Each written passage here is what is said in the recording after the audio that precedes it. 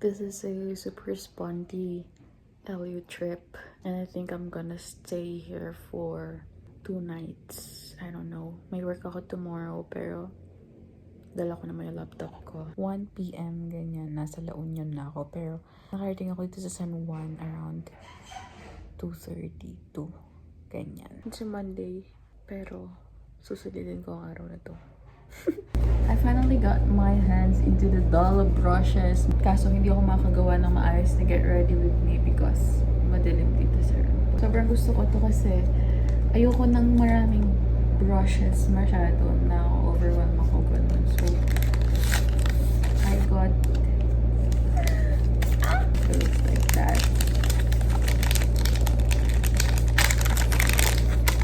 Oh my god! Nakuha ko siya ng 800 plus pesos lang. Ay, ang original price nito 1,200 something. 1,280 yata. They're so nice. Medyo magmamadali na rin ako at hindi na ako mag-get ready with me. Oh my god, it's so soft! Wow! Wow! Tease you. Ooh! Nice! Maliwanag na kung kailan na nabuksan ko na. Oh! Medyo may something lang dito. Look guys, may matigas na part. If you guys can see. What's that?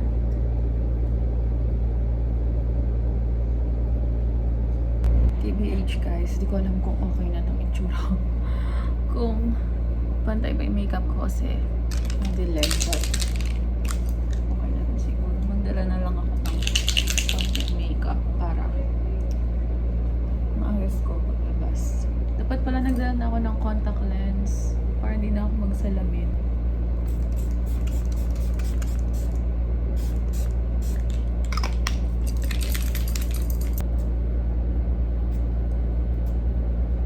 Hopefully, may mga tao. Kasi, it's Monday.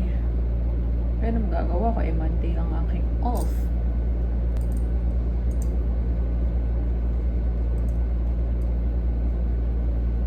This is how my fit looks like. Wait, pakita ko. Magulo yung room ha, huwag nyo na lang i-judge.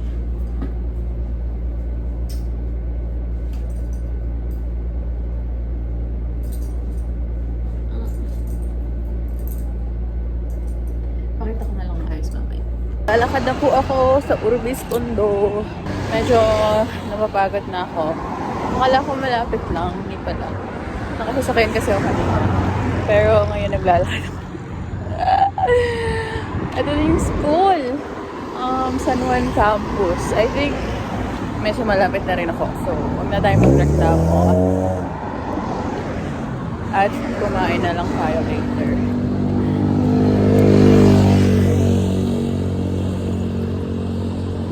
Pumastura pa.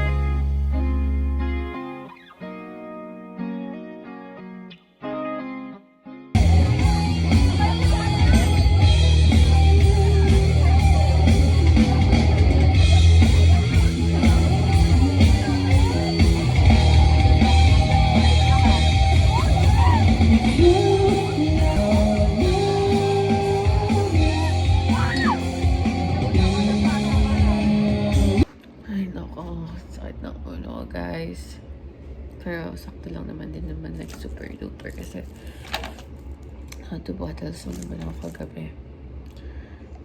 Kaya nakatulog na ako agad pag uwi ko. Hindi na talaga ako sanay uminom yung na. Hindi na ako uminom. Pero ilalaban ko to kasi last day ko na. Sabi ko pa naman magsa-sunrise ako. Kaso, ang sakit na ako. Buti na nagising ako eh. Grabe, nakakamiss naman yung dati na sobrang lakas ko uminom. Tapos parang wala lang sa akin yung alak. Ngayon, hindi na. My gosh, why? Parang nakapagtanggal ng makeup pag uwi. Actually, dapat sa ano kami, Flotsam or The Ugly Bar. Magaganon kami. Pero, nag-enjoy naman na kami sa tavern. Ang trentahin na talaga, guys. I don't know if I have nice clips for this vlog, but wala na. As long as I enjoy this trip alone. So, extend ako ng 1 day. Because, work ako mamaya. Hindi ako pwede bumiyahe agad. Sayang, mahihain ako eh. Hindi sana kumanta rin ako kagabi. Si Ian, kumanta siya kagabi. Ang galing. At magaling naman talaga kumanta si Ian. Tapos pilit ko siya kumanta. Yun, kumanta siya. Pero ako talaga. Naisipon ba ako? Natulog nga ako, hindi ako nagbukas ng AC. Wala talaga pag-uwi kong bagsak. Siguro magka-quick dip ako mamaya. Oh yeah. Sa Clean Beach ako pupunta, guys. We're walking again, but I think I'm gonna ride a tricycle right now because init. Saan na lang to? Clean Beach.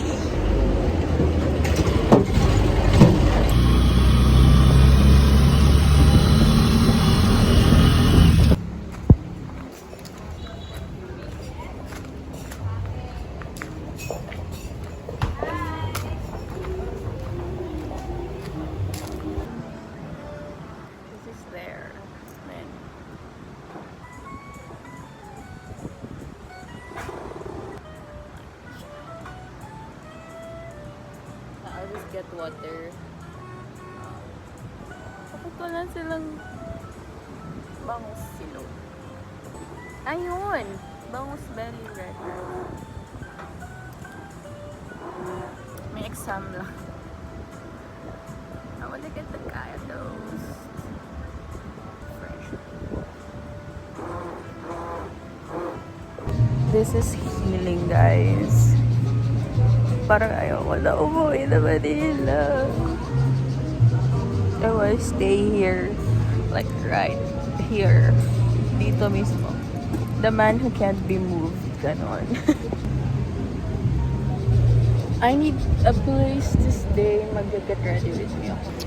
So messy, but I'm planning to move somewhere. Bye.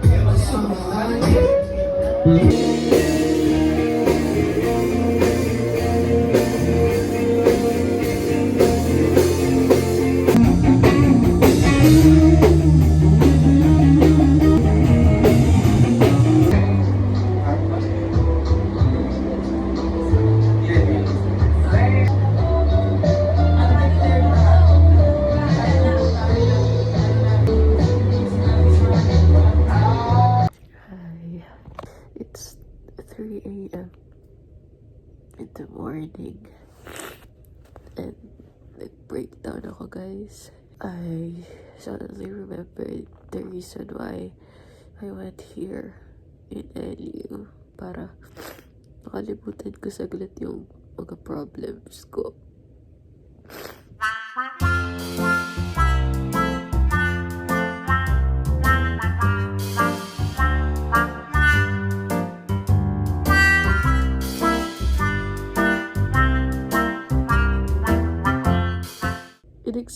Iniisip ko na pagdating ko na La Union, iiyak ako. Pag-reflect ako, kasi iiyak ako. Naiisip ko naman yung mga problema ko, pero di ako umiiyak. Siguro dahil na rin yung uhog ko. Wait lang. Time burst. Wala akong tissue.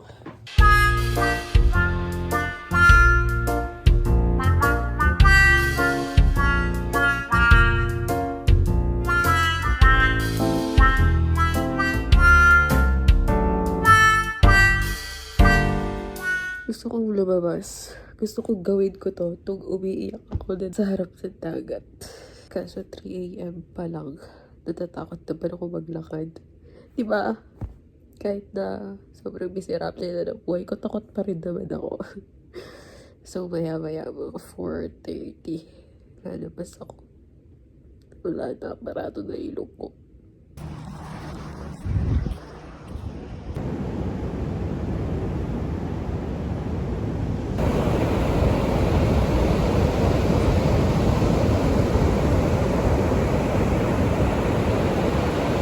Tapos na ako mag-breakdown and cry. Uwi na ako, bye.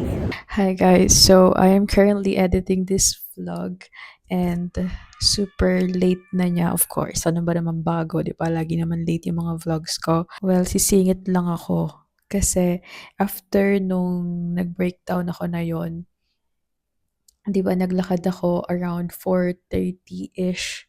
4:30-ish? Around 4:30 AM sa labas ng San Juan, papunta ng Kabsat. And tumambay ako doon sa may harap ng Kabsat. Dapat pupwesto talaga ako sa malapit sa dagat, pero grabe nakakatakot yung dagat. Parang lalamunin ako anytime. Parang pag nandoon ka sa ganong situation, ganong feeling, na nagbe-breakdown ka talaga, parang kang tinatawag ng dagat. Ganun yung feeling. Nandun lang ako, nagre-reflect, nagpe-pray, tapos umiiyak. Biglang may lumapit sa akin na 3 tao na taga-Kabsat. 2 staff, tapos isang security guard. Pero umaga pa yun, siguro mga 5 AM na yun, madilim pa, tapos nakita nila na umiiyak ako.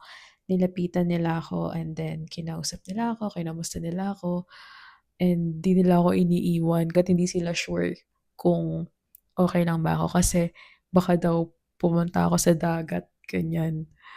And alam niyo na, pero hindi ko naman gagawin yun. Binigyan nila ako ng tissue, ng water. Gusto ko lang ikwento yun kasi sobrang nakakatuwa. Yun lang. Tas nung araw na yun, uuwi na rin ako ng Manila ulit. This is a sneak peek lang kung ano na ang magiging setup ng mga vlogs ko after ko ma-upload lahat ng mga pending na vlogs ko. Kasi marami pa akong videos na kailangan i-edit and i-upload. Pero pipiliin ko na lang sila. Siguro hindi ko na i-upload yung iba. Yung mga gustong-gusto ko lang talagang i-upload. Ganun. Tulad nitong LU vlog ko. May part 2 pa to. Mayroon pang susunod continuation kasi bumalik ako ng La Union. So may mga vlogs pa ako na i-edit after this. This is my new camera and I have a mic. And sana okay siya. Nako-conscious talaga ako sa itsura ko dito sa camera na to kasi nga naka-main camera. Asymmetrical yung face ko eh. So takot talaga ako sa back camera. Lagi lang ako naka-front cam. So, mirrored siya. Para mirrored, ganun. I-embrace ko na lang. I-embrace ko na lang talaga siya, diba? I hope you guys enjoyed this vlog.